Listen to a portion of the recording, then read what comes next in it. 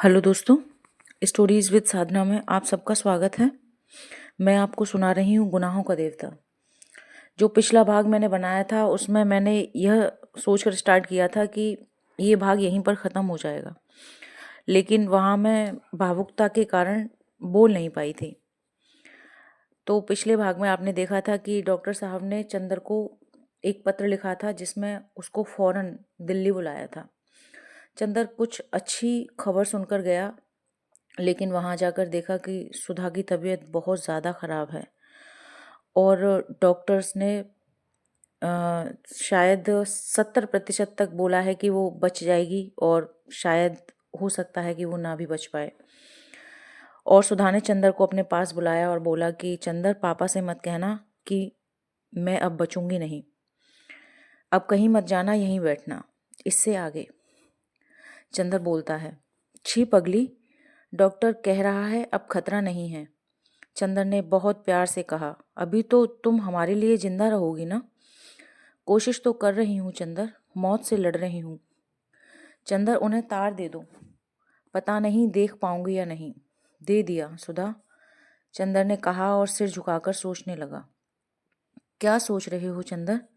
उन्हें इसलिए देखना चाहती हूँ कि मरने के पहले उन्हें क्षमा कर दूँ, उनसे क्षमा मांग लूँ। चंदर, तुम तकलीफ का अंदाजा नहीं कर सकते। डॉक्टर शुक्ला आए। सुधा ने कहा, पापा आज तुम्हारी गोद में लेट लें।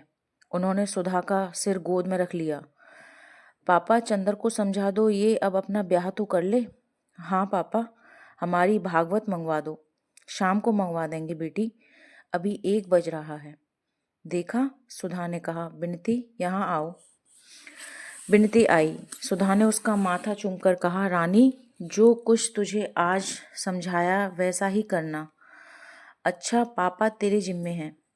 बिनती रोकर बोली, दीदी ऐसी बातें क्यों करती हो? सुधा कुछ न बोली, गोद से हटाकर सिर तकिए पर रख लिया। जाओ पापा, अब सो रहो तुम। सो लूँगा बेटी।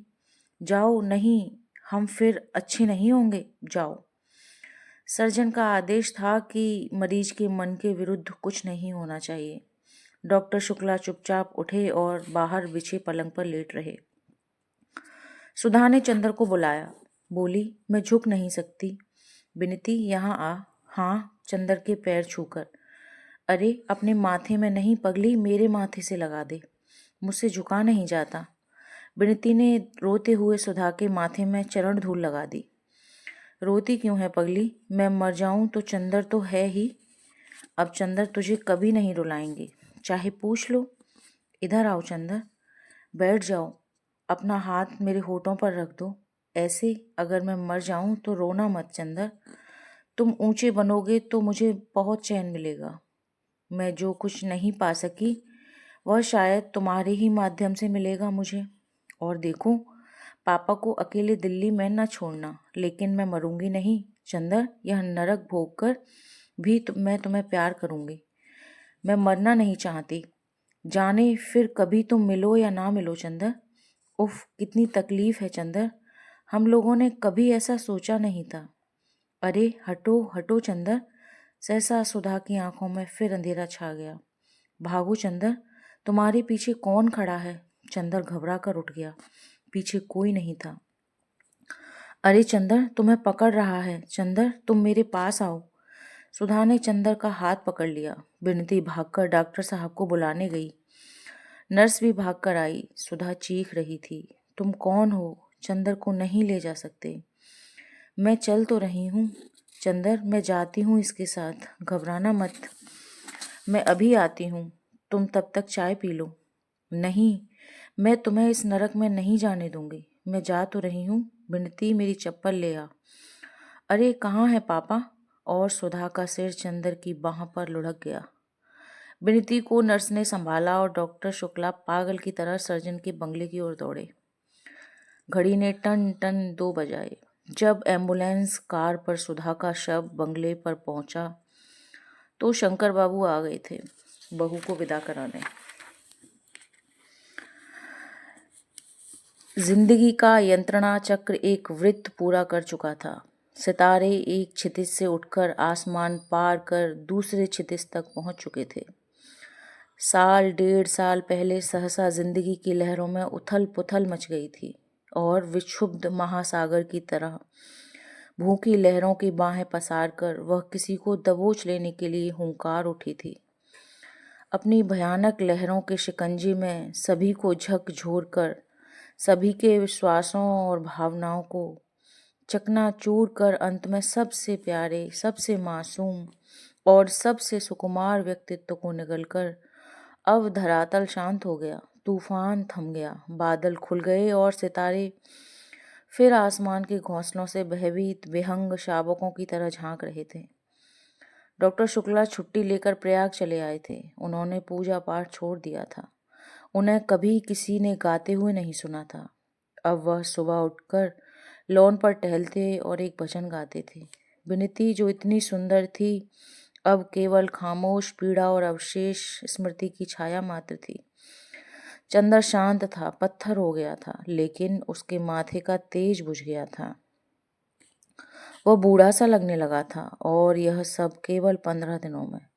जेठ दशहरे के दिन डॉक्टर साहब बोले, चंदर आज जाओ उसके फूल छोड़ आओ, लेकिन देखो शाम को जाना जब वहां भीड़ भाड़ न हो। अच्छा। और चुपचाप टहलकर गुनगुनाने लगा। शाम को चंदर चला तो बिनती भी चुपचाप साथ हो ली। न बिनती ने आग्रह किया, न चंदर ने स्वीकृति दी।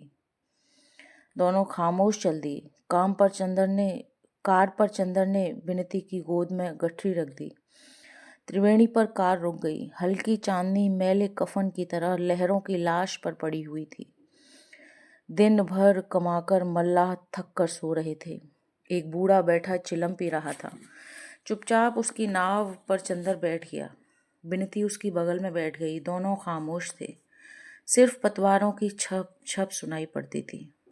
मल्लाह ने तख्त के पास नाव बांधी और बोला, नहा लें बाबू। वह समझता था बाबू सिर्फ घूमने आए हैं, जाओ। वह दूर तख्तों की कतार के उस छोर पर जाकर खो गया। फिर दूर दूर तक फैला संगम और सन्नाटा। चंदर सिर झुकाए बैठा रहा। बिनती सिर झुकाए बैठी रही। थोड़ी देर बाद बिनती सिसक पड़ी। चंदर ने सिर उठाया और फौलादी हाथों से बिनती का कंधा झकझोर कर बोला, बिनती यदि रोई तो यहीं फेंक देंगे उठाकर, कमबख्त अभागी। बिनती चुप हो गई। चंदर चुपचाप बैठा तख्त के नीचे से गुजरती हुई लहरों को देखता रहा। थोड़ी देर बाद उसने गठरी खोली, फिर रुक गया। शायद फेंकने का साहस नहीं हो रहा था। बिनती ने पीछे से आकर एक मुट्ठी राख उठा ली और अपने आंचल में बांधने लगी। चंदर ने चुपचाप उसकी ओर देखा और झपटकर उसने बिनती का आंचल पकड़कर राख छीन ली और गुर्राता हुआ बोला, बदतमीज कहीं की, राख ले जाएगी अभागी। और झट से कपड़े सहित राख फेंक दी और आग्नेय दृष्टि से बिनती की ओर देखकर फिर सिर झुका लिया। लहरों में राख एक जहरीले पनियाले सांप की तरह लहराती हुई चली जा रही थी। बिनती चुपचाप सिसक रही थी। नहीं चुप होगी? चंदर ने पागलों की तरह बिनती को ढकेल दिया। बिनती ने बांस पकड़ लिया और चीख पड़ी। चीख से चंदर जैसे होश में आ गया। थोड़ी देर चुपचाप रह, फिर झुककर अंजलि में पानी लेकर मुंह धोया और बिनती के आंचल से पहुंचकर बहुत मधुर स्वर में बोला, बिनती रो मत, मेरी समझ में नहीं आता कुछ भी, रो मत। चंद्र का गला भराया और आंखों में आंसू छलक आए। चुप हो जाओ रानी, मैं अब इस तरह कभी नहीं करूँगा, उठो, अब हम दोनों को निभाना है बिनती। चंदर ने तख्त पर छीना झपटी में बिखरी हुई राख चुटकी में उठाई और बिनती की मांग में भरकर उसकी मांग चूम ली। उसके होठ राख में सन गए। सितारे टूट चुके थे। तूफान खत्म हो चुका था। नाव किनारे पर आकर लग गई थी। मल्लाह को चुपचाप रुपए देकर बिनती का हाथ चंदर थामकर चंदर ठोस धरती पर उतर पड़ा। मुर्दा चांदनी में दोनों छायाएं मिलती जुलती हुई चल दी। गंगा की लहरों में बहता हुआ राख का सांप टूट फूट कर बिखर चुका था और नदी फिर उसी तरह बहने लगी थी जैसे कभी कुछ हुआ ही न हो। दोस्तों, ये उपन्यास यहीं पर ख़त्म होता है और ये उपन्यास आपको कैसा लगा, अपना अनुभव ज़रूर साझा करें मेरे साथ। धन्यवाद।